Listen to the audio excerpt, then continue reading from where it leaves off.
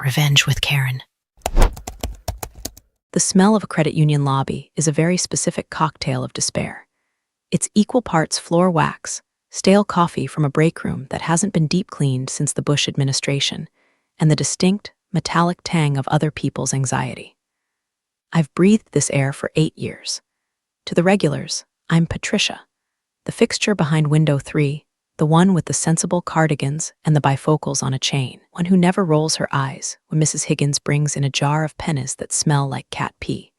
To the corporate overlords, I'm employee ID #4920, a depreciating asset with a 401k match that's arguably criminal. But here's the punchline nobody knows. I own the floor they're standing on. Literally. I don't mean I own it in some spiritual. This is my house sense. I mean my name is on the deed to the commercial block, buried under a shell company my father, a paranoid Vietnam vet with a genius for real estate and a hatred for the IRS, left me when his liver finally filed for divorce from his body. Speaking of divorce, if you want to see how I handle legal battles and petty revenge, go ahead and hit subscribe. It's cheaper than therapy and fuels my caffeine addiction. Thanks. So, while I'm standing here counting out crisp 20s for a guy in a stained FBI, female body inspector t-shirt, I'm also technically the landlord. I hold the lease. I control the lights, the water, and the very air conditioning that keeps these people from sweating through their polyester uniforms. It's a strange power trip, let me tell you. It's like being Batman. If Batman drove a 2014 Honda CR-V and spent his nights watching the Golden Girls instead of fighting crime. I never said a word. Why would I? The rent checks clear every month from Stonehill Credit Union's corporate HQ in Charlotte to PH, Holdings LLC, and I deposit them into a separate account that I like to call the Freedom Fund. I kept the job because I needed the health insurance, and honestly, routine kept me sane after my own divorce. My ex-husband, Todd, a man whose personality was essentially a beige wall, left me for a Pilates instructor named Chaotic Neutral Destiny. The bank was safe, predictable, boring, until Craig. Craig arrived 3 months ago like a fungal infection, slowly at first, then suddenly everywhere and irritating as hell. He was our new branch manager, transferred from some failed satellite office in Florida. He brought that Florida man energy with him. Picture a guy who read The Wolf of Wall Street, but only understood the parts about the drugs and the yelling. He wore suits that were too shiny, cologne that smelled like a locker room caught on fire, and a fake Rolex that ticked so loud I could hear it over the cash counter. Patricia, he'd said on his first day, leaning over my station and invading my personal space with the confidence of a mediocre white man. See, you've been here a while. We're going to shake things up. Efficiency, synergy, disruption. Disruption, I repeated, keeping my face as blank as a fresh sheet of drywall. That sounds energetic, exactly. He snapped his fingers, a sound that made my molars ache. Old ways are dead, Patty. We're pivoting to a high engagement model. He called me Patty. Nobody calls me Patty. My father called me Patricia. The IRS calls me ma'am. My lease agreement calls me lesser. Patty is the name of a woman who brings potato salad to a potluck and gets ignored. But I swallowed it. I smiled that tight customer service smile that doesn't reach the eyes, the one that says, I am visualizing you on fire. Looking forward to it, Craig, I said, and I watched. That's what I do. I'm a sniper with a spreadsheet. I watched him alienate the other tellers, 2 sweet girls fresh out of college who were just trying to pay off their student loans. I watched him cut corners on compliance, waving through check deposits that looked sketchier than a gas station sushi roll. I watched him spend hours in his glass-walled office, feet up on the desk, watching golf tutorials while the line in the lobby backed up to the door. He treated the building, my building, with the same disrespect he treated us. He slammed doors, cranked the thermostat down to Arctic tundra in July, straining the AC unit I had just paid $4,000 to service the previous year. He kicked the baseboards when he was angry. One Tuesday, about a month into the Craig era, I had a meeting scheduled with my leasing agent, a shark named Marcus, who handles the day-to-day for PH. Holdings, so I can remain anonymous. I took my lunch break in my car, parked around the back near the dumpster so no one would see me. So, the tenant in Unit B, the credit union, is asking about remodeling the break room, Marcus told me over the phone. They want to knock down a non-load-bearing wall to create an open-concept collaboration space. I took a bite of my turkey sandwich. Open concept. They can barely collaborate on a lunch order. Did they submit the permits? No permits. And the guy who called, Craig, sounded like he was 5 espressos deep. He said he's got a buddy who can do it cheap on the weekend. My ears perked up. This is the kind of stuff that makes a landlord's eye twitch. Unlicensed contractors, weekend work, no permits. That's a lease violation, specifically Clause 9, Section C, alterations and improvements. Tell him no, I said, wiping a crumb from my lip. Tell him any structural changes require blueprints, licensed bonded contractors, written approval from the landlord 30 days in advance. And Marcus, remind him about the penalty clauses for unauthorized modifications. You got it, boss. You sound cheerful today. Just proactive, Marcus, just proactive. I hung up and walked back into the branch. Craig was standing by the coffee machine, looking like he'd just swallowed a lemon. He glared at me as I clocked back in. Long lunch, Patty, he sneered. It had been exactly 29 minutes. Just handling some personal business, Craig, I said, smoothing my cardigan. Well, hustle up. Time is money. He tossed his empty cup into the recycling bin, which was clearly marked paper only, despite it being plastic. I stared at that cup. It was a small thing, a petty thing, but it was the first pebble in the avalanche. I walked over, fished the cup out, and dropped it into the correct trash can. Everything has its place, Craig, I muttered to nobody. Everyone has their breaking point. The routine was about to break, and unlike the ice cream machine at McDonald's, there wasn't going to be a simple fix. If Craig was a fungal infection, his cousin Tiffany was the antibiotic resistance. She showed up on a Monday morning, chewing gum with a ferocity that suggested the gum owed her money. She was dressed in what I can only describe as clubwear adjacent, skirt that tested the limits of physics, and a blouse that had clearly lost a fight with a bedazzler. Team, Craig announced, clapping his hands together like a seal asking for a fish. This is Tiffany. She's joining us as a senior customer experience associate. She's going to be bringing some fresh Gen Z perspective to the floor. I looked at Tiffany. Tiffany looked at her phone. Senior, whispered Sarah, the teller next to me. I've been here 3 years and I'm still a junior associate. Synergy, Sarah, I whispered back. Don't question the synergy. It didn't take a detective to figure out the dynamic. Tiffany was Craig's cousin or niece or perhaps the daughter of someone Craig owed money to. She had zero banking experience. She didn't know a debit from a credit. I watched her try to count a stack of ones and lose track at 4. Twice. But here's where the knife twisted. 2 days later, the schedule came out. My hours, my reliable 40 hours a week plus benefits schedule, had been slashed to 28. Just enough to kick me off the full-time benefits package. I marched into Craig's office. He was busy arranging a set of Newton's cradle balls on his desk. Craig, we need to talk about the schedule. He didn't look up. Clack, clack, clack. Ah, Patty, yes, optimization. Corporate is leaning on us to trim the fat.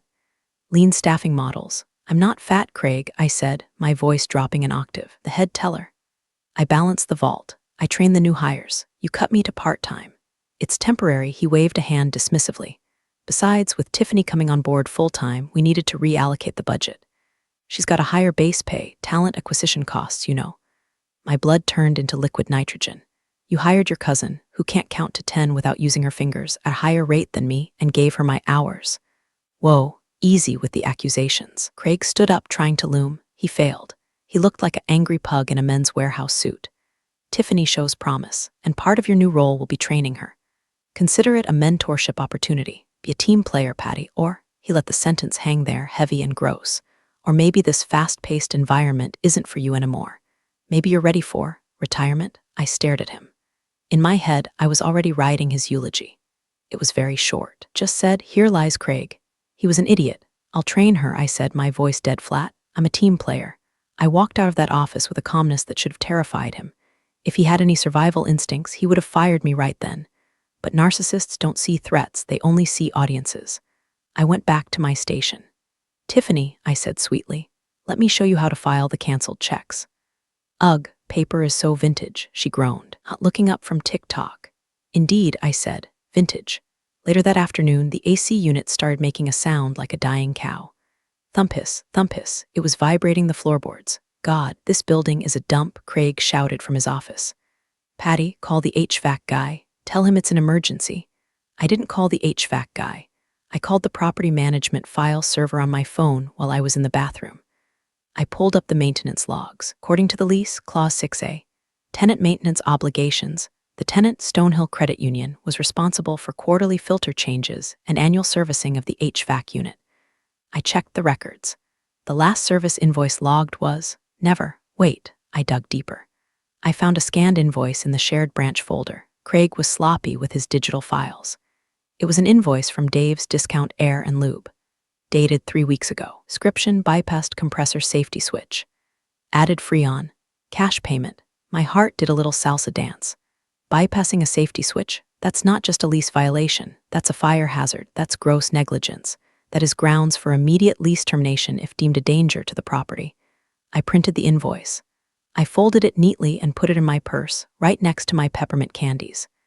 Craig walked by, sweating through his shirt. Did you call them? On it, I said. I'm handling it personally.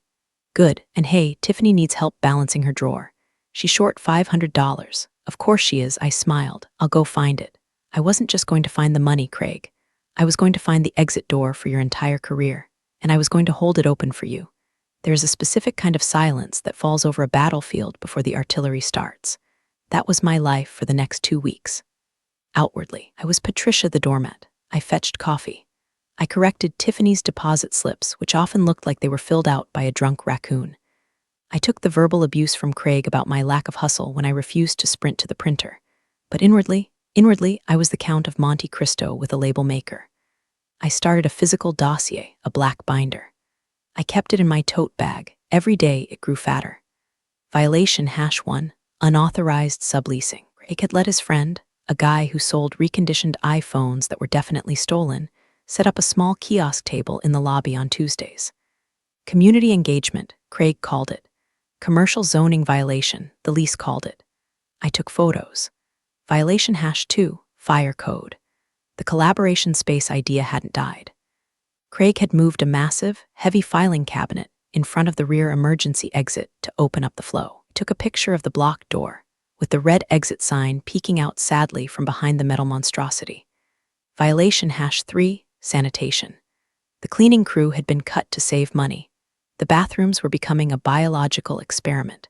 I documented the mold starting to bloom on the ceiling tiles like a gruesome watercolor painting. But the masterstroke was the water damage. I knew the plumbing in this building. I knew that the second floor pipe, right above the server room, had a tendency to sweat if the humidity wasn't controlled. And since Craig had the HVAC running on a bypassed compressor that was failing to dehumidify the air, the conditions were perfect. I went into the server room one morning to check the supply inventory. I looked up. There it was. A damp, dark stain spreading across the acoustic tile. A tiny drip, plip, plip. Most employees would call the manager. I called my property manager, Marcus. Marcus, I whispered, shielding the phone. I'm at the Stonehill branch. As a concerned citizen, and also the owner, I need to report a potential structural failure threatening the electrical systems. We need a formal inspection. Official, by the book. You want the scare the hell out of them inspection or the fix it quietly inspection? Marcus asked. I want the documentation for eviction inspection. Send the most anal retentive inspector we have. Send Bob, one who measures screw depths with a caliper. Bob, got it. He's free Friday. Perfect. Friday is payday. It's the busiest day of the month. You're evil, Patricia. I'm thorough, Marcus. I walked back out to the floor. Craig was holding a staff meeting. He was standing on a chair, literally standing on a swiveling office chair to address us. Numbers are down, he barked. We need to push more auto loans. Tiffany, great job on that one app you got yesterday. Thanks. Tiffany popped her gum. It was my mom, but whatever. Patricia, Craig swiveled toward me. The chair wobbled. I prayed to gravity, but gravity was on a break. You have 0 apps this week. 0, you're the senior teller, you should be leading the charge. I've been busy fixing the compliance logs, Craig. The auditors are due next month. Forget the auditors, he shouted. I handle the auditors, you handle sales. If you can't pivot, maybe you should just go home. Permanently. Room went quiet. Sarah looked at the floor. Tiffany smirked. Are you firing me, Craig? I asked, my voice steady. I'm warning you, he sneered. One more slip-up. One more day of dragging your feet and you're out. There are 10 people lined up to take your job. 10, I raised an eyebrow. For part-time teller position with no benefits and a boss who stands on furniture, I doubt it. His face turned the color of a botched ham. Get 2. Work. I went to my window, opened my drawer. I touched the black binder. Friday, I thought. Just wait until Friday. That afternoon, I sent a text to my lawyer, a woman named Janice who scared me, and I pay her. Me, draft the notice of default and notice to quit. Also, prepare the emergency lockout order based on Clause 14, hazardous conditions/emergency renovation. I'll give the signal Friday. Janice, finally. I've had the paperwork ready since he hired the cousin. You want to sue for damages too? Me. Let's see how Friday goes. I looked up. Craig was trying to high-five a customer who clearly didn't want to high-five him. Yes, I thought. Let's see how Friday goes. Friday arrived with the subtlety of a train wreck. It was the first of the month, which meant social security checks, pension deposits, and the general chaos of people needing their money immediately. The lobby was packed. Air was thick and stale, because the AC unit was now wheezing like a pug with asthma, blowing lukewarm, humid air onto the agitated crowd. The lines snake around the velvet ropes and out the door. Sarah was close to tears. Tiffany was sick, hungover, and had called out, leaving us short-staffed. And Craig? Craig was in full panic mode. But instead of helping, opening a drawer, counting cash, doing his actual job, he was pacing behind the teller line, barking orders like a drill sergeant with a caffeine overdose. Faster, people, let's move it. Churn and burn, he yelled, clapping his hands right behind my ear. I was processing a complex transaction for Mr. Henderson, a man who organized his cash by the serial number year. It took time. You can't rush, Mr. Henderson. Patricia, Craig hissed. Why is this taking so long? Just dump it and go. I'm verifying the count, Craig, I said, not looking up. Accuracy is important. Speed is important, he retorted, loud enough for the customers to hear. You're moving like a sloth in molasses. Look at that line. If Tiffany were here, I started. Tiffany isn't here, you are. Do your job, I finished with Mr. Henderson. Have a lovely day, I told him. He gave me a sympathetic look that said, I hope you poison his coffee. The next customer stepped up. A young woman with 3 screaming kids. The noise level was deafening. Heat was rising. I could feel the sweat trickling down my back. I'm going to need to take my lunch break at 1, Craig, I said during a lull. My blood sugar is dropping. Craig looked at me like I had asked for pony. Lunch? Are you joking? Look at this lobby. No lunches today. We power through. Nobody eats until the line is gone. That's illegal, Craig. Labor laws require. I don't care about the labor laws, he shouted. The lobby went silent. Even the screaming kids stopped. I am the manager. I decide who eats. You want a lunch break? Go work at the DMV. You count like a grandma, you complain like a princess, and frankly, you're dead weight. I should have fired you weeks ago. There it was. The silence stretched out, elastic and tense. Every customer was staring. Sarah was freezing, a stack of hundreds in her hand. I looked at Craig, really looked at him. I saw the sweat stains on his cheap suit. I saw the fear in his eyes masked by bravado. He wasn't a leader. He was a scared little boy playing king of the hill. Dead weight, I repeated softly. You heard me, he doubled down because stupid people always double down. Now get back to work or get out. I looked at the clock. 12:45 p.m. Okay, I said. I turned back to my computer. I wasn't processing a transaction. I was closing my terminal. I logged out. What are you doing? Craig demanded. Back to work, I said, just shifting focus. I stood up. I walked to the break room, ignoring his sputtering. I pulled my phone out. My hands weren't shaking, that surprised me. I felt cold, hard, and precise. I dialed Marcus. Do it, I said. The 48-hour notice? Marcus asked. No, I said, watching Craig through the glass partition as he yelled at Sarah. The immediate hazard clause. Emergency closure. The HVAC system is compromised. Fire exits are blocked, and there's structural water damage near the high-voltage lines. It's unsafe for occupancy. Shut it down. Patricia, that's the nuclear option. That means locks changed, power cut, everyone out. Right now, I know, I said. I'm looking at the lease. Clause 14. Landlord reserves the right to immediately suspend occupancy if tenant negligence creates an imminent safety hazard. Okay, Marcus said. I could hear him typing furiously. I'm dispatching the locksmith and the contractor. They're 10 minutes out. I'm emailing the official notice to the branch email and the corporate legal team. Now, thanks, Marcus. Patricia? Yeah, give him hell. I hung up. I walked back to the teller line. I didn't sit down. I stood behind my chair, smoothing my skirt. I thought I told you to get to work. Craig barked, spotting me. I am working, Craig, I said, my voice projecting clearly across the silent lobby. I'm just waiting for the rest of my team to arrive. What team? Tiffany? No, I smiled, and for the first time it was a genuine smile. My team. While we waited, I let my mind drift through the beautiful, rigid poetry of the commercial lease agreement. Most people think leases are boring. They're not. They are bear traps written in Times New Roman. I had memorized the document my father had drafted in 1998. He didn't trust banks, even though they paid him rent. He wrote leases that were designed to strangle a tenant if they so much as sneezed on the drywall without permission. Clause 4, Section B, Utility Maintenance. Tenant shall maintain all HVAC, plumbing, and electrical systems in good working order. Failure to perform routine maintenance constitutes a material breach. Check. The bypassed compressor invoice in my purse was the smoking gun for that.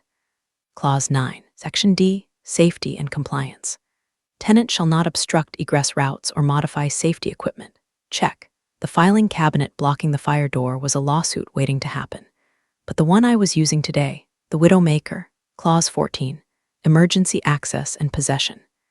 In the event of gross negligence resulting in immediate threat to the structural integrity of the property or safety of occupants, e.g., fire hazards, mitigated water intrusion near electrical systems, lessor reserves the right to immediately suspend tenant's right of occupancy, enter the premises, and effectuate repairs at tenant's sole expense. Occupancy shall remain suspended until lessor deems the premises safe. It was a clause designed for meth labs and illegal grow ops. But today it was for Craig. I reached into my tote bag. I bypassed the peppermint candies. I bypassed the bottle of Excedrin, pulled out a thick, white envelope. I had printed the documents the night before, just in case, the notice of emergency possession. It felt heavy in my hand, like a brick. Craig was currently trying to sue the customer who was shouting about the line. Sir, I understand, but my staff is. He gestured vaguely at me. We're experiencing personnel issues.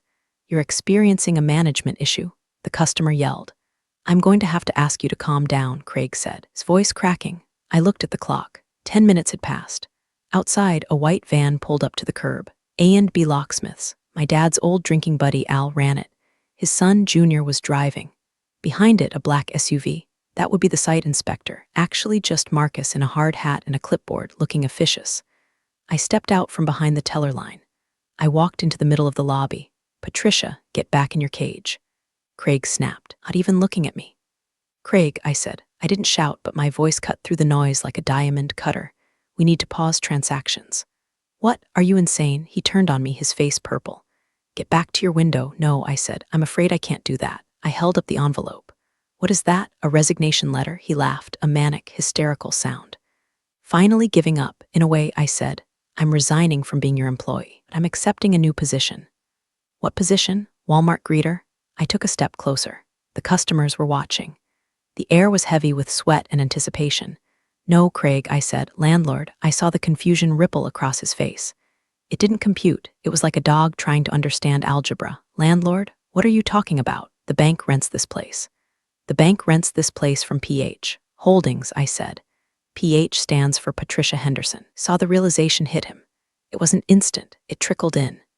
PH, Patricia, the way I knew about the HVAC, the way I knew the lease. You, he stammered, you own everything. I finished. I own the walls, I own the floor, I own the vault, and right now I own you. The front door chimed. Junior the locksmith walked in, carrying a drill. Marcus walked in behind him, wearing a yellow vest and looking grim.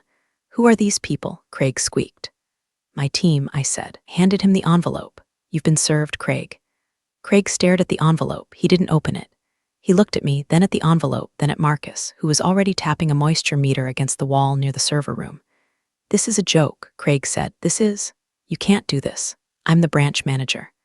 And I'm the property owner exercising Clause 14, I said, my voice cool and professional. Marcus, what's the reading? 99% saturation in the drywall, Patricia, Marcus called out, loud enough for the back row to hear. Active leak near the 220-volt conduit. Fire hazard is critical. Junior, I nodded to the locksmith. Secure the entrance. You got it, Patty, Junior said. He marched to the front doors. Folks, I'm gonna need you to clear the doorway. Emergency maintenance. The lobby erupted, not in anger at me, but in sheer confusion. Hey, I need my money. Guy in a construction vest yelled. I turned to the crowd. I didn't need a microphone. I had the voice of a woman who had raised 3 stepchildren and dealt with contractors for 20 years. Ladies and gentlemen, I announced. The room quieted down. due to gross negligence by the branch management. I gestured to Craig. The building has developed critical safety hazards involving the electrical and HVAC systems. For your safety, closing the branch immediately.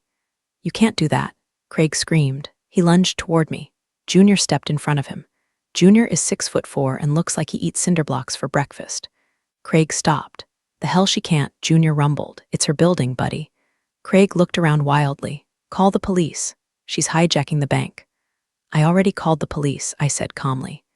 To assist with the eviction of unauthorized personnel in a condemned hazardous zone, on their way to escort you out. Eviction? Craig whispered. The word seemed to physically hurt him. Read the letter, Craig, I said. He tore open the envelope. His hands were shaking so hard the paper rattled. He scanned the document. I watched his eyes widen as he read the list of violations. The blocked fire exit, the bypassed compressor, the unauthorized paint, the water damage. This says occupancy is suspended indefinitely, he choked out. Until repairs are made and inspected, I corrected. Which, given the extent of the damage you've caused, should take. Oh, I don't know, 3 months, 6 months. Corporate will kill me. Corporate will fire you, I said. There's a difference. Though with your cholesterol, the stress might do the rest. Sarah, I turned to the other teller, who was watching this with her mouth open. Secure your cash drawer. Lock the vault. Clock out. You'll be paid for the full day. I'll make sure HR knows this wasn't your fault. Okay, Patricia, Sarah said, moving faster than she ever had in her life. No, Sarah, stay there, Craig yelled. I am your boss. Not anymore, Sarah said, slamming the vault drawer shut. Click. Junior, cut the power to the non-essentials, I ordered. Junior walked to the breaker panel in the hallway. I heard the thunk, thunk, thunk of heavy switches being thrown. The overhead fluorescent lights flickered and died. The hum of the computers vanished. Wheezing AC units sputtered and went silent. The branch was plunged into the dim, gray light coming through the windows. The silence was absolute. Craig stood in the semi-darkness, holding the paper. He looked small. He looked deflated. You planned this, he whispered. You set me up.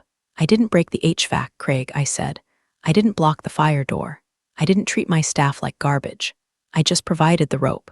You tied the knot. The blue lights of a police cruiser flashed through the front window. Time to go, Craig, I said. Don't forget your Newton's cradle. 2 officers walked in. One of them was Officer Miller. I knew him. He used to date my sister in high school. Small town, big secrets. What's the trouble, Patricia? Miller asked, hitching up his belt. He ignored Craig completely. Landlord-tenant dispute involving safety hazards, officer. I've issued an emergency suspension of occupancy under the lease terms. Mr. I gestured to Craig. Mr. Miller here is refusing to vacate the unsafe premises.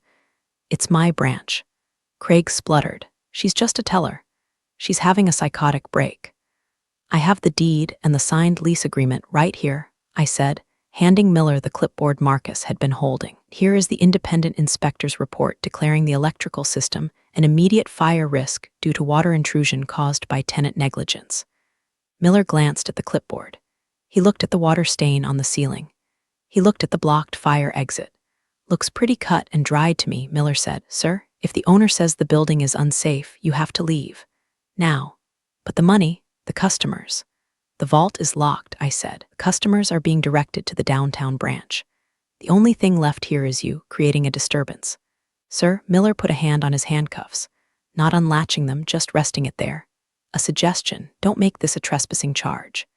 Craig looked at me one last time. There was no arrogance left, just hate, pure, distilled hate. You're going to regret this, he hissed. I'll sue you. Stonehill will sue you into the ground. Get in line, I said. A divorce lawyer needs a workout. He grabbed his jacket. He grabbed his Newton's cradle. He didn't look at Sarah. He walked out the door, Officer Miller trailing him like a bored babysitter. As he stepped onto the sidewalk, the crowd outside, who had been watching through the glass, started booing. I don't think they fully understood what was happening, but people love to boo a man in a suit being escorted out by cops. Junior, change the locks, I said. On it. Sound of the drill biting into the metal of the front door was the sweetest music I had ever heard. I turned to Sarah. She was clutching her purse. I'm sorry about the job, Sarah, I said. Are you kidding? She let out a breathy laugh that was terrifying, but also kind of amazing. Did you really just shut down the whole bank? I'm renovating, I corrected. And hey, when I reopen, I might need a manager. One who knows how to treat people. Her eyes went wide. I'll keep my phone on, you do that. I walked over to the front door. Junior handed me the new key. It was shiny, brass, heavy. I stepped outside. I taped a sign to the glass. I had printed it in 48-point bold font. Closed for emergency renovations due to severe maintenance neglect. Please visit the downtown branch. Management, I stood on the sidewalk. Craig was in his Audi, furiously screaming into his phone. The customers were dispersing, grumbling but moving on. My phone rang. It was an unknown number. Area code 704, Charlotte, corporate headquarters. I let it ring. Then I let it ring again. I walked to my car, got in, and turned on the radio. Danny DeVito was doing a commercial for Jersey Mike's subs. So anyway, I started blasting. I muttered to myself, chuckling. I drove to the nearest liquor store and bought a bottle of the good bourbon. The stuff that costs more than Craig's shoes. Didn't answer the phone until Monday. By then, I had 17 voicemails. 3 were from Craig threatening, 10 were from the regional VP panicked, and 4 were from the corporate legal department confused. I called the legal department first. This is Patricia Henderson, representing PH Holdings, I said, putting my feet up on my coffee table. I was wearing pajamas. It was 11:00 a.m. Miss Henderson, the lawyer sounded breathless. We have a situation. Our branch staff is reporting a lockout. We need access immediately. This is highly irregular. What's irregular, I took a sip of coffee, is the fact that your branch manager bypassed a safety switch on a 5-ton HVAC unit, creating a fire hazard that violated Clause 6, 9, and 14 of our lease. I have the invoice. I have the inspector's report. I have photos of the blocked fire exits. Silence on the other end. Lawyers know when they've stepped in a bear trap. We were not aware of these actions, the lawyer said, his voice dropping the aggression. Ignorance of your employees' actions doesn't void the lease, counselor. The building is currently unsafe. I have contractors scheduled to strip the drywall and replace the electrical conduits starting Wednesday. The branch will remain closed until the work is done. Estimated timeline, 4 months. 4 months. Can't have a branch closed for 4 months. The revenue loss? Then you should have hired a manager who didn't commit gross negligence, I said. Oh, and per the lease, you're on the hook for the repairs. I'll send the estimate. It's looking like $80,000. Plus lost rent. We'll sue, he tried. It was a weak reflex. Go ahead. I'll countersue for endangerment of the property and breach of contract. I'll leak the photos of the moldy break room to the local health department and the local news. Channel 5 loves a bank risks customer safety story. Longer silence. What do you want, Miss Henderson? I want the lease renegotiated, I said. The current rate is 2010 market value. I want 2024 rates, triple net. And I want a clause that gives me veto power over any future construction. And the repairs, you pay them. Up front. I'll have to take this to the board. You do that. I'll be here watching Danny DeVito memes. 2 days later, the news filtered down through the grapevine, Sarah. Craig was fired, not let go. Fired, for cause, gross misconduct. He tried to claim I sabotaged him, but the invoice with his signature on the cash payment to the HVAC hack was hard to argue with. Last I heard, he was selling solar panels door-to-door in the next county. Tiffany. It lasted 2 days at the downtown branch before she was caught vaping in the vault and let go. The bank caved. They had no choice. The location was too prime to lose, and the PR nightmare of a safety scandal was too risky. They signed the new lease. My rental income tripled overnight. But the best part, the reporter.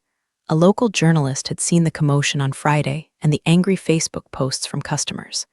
She tracked me down. Are you the owner? She asked, standing in my driveway. I am, I said. The bank claims this is a routine renovation. Customers are saying the manager was escorted out by police. What's the truth? I smiled. The truth is buildings have standards. Sometimes you have to tear out the rot to save the foundation. Can I quote you? Sure. Just spell my name right on the check. It's been 3 weeks. The branch is gutted.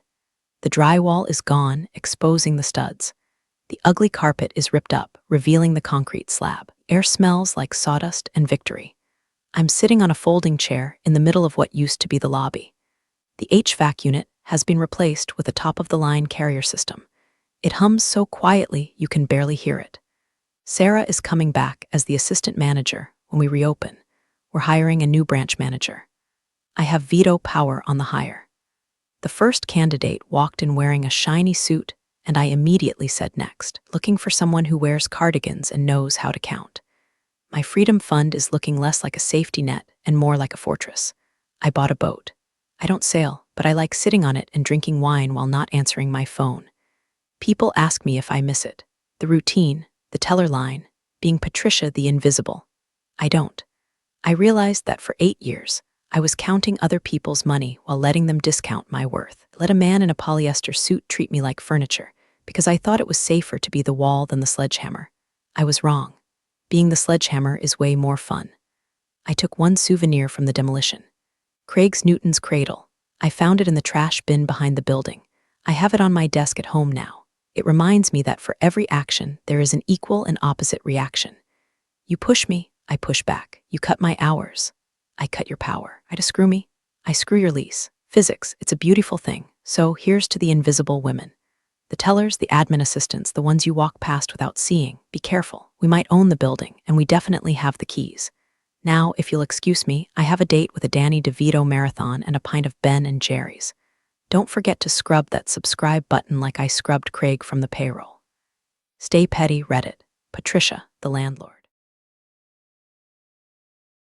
And that's how it all played out. Funny how life can twist itself into knots and then somehow straighten out again. Yeah. Thanks for listening and being here.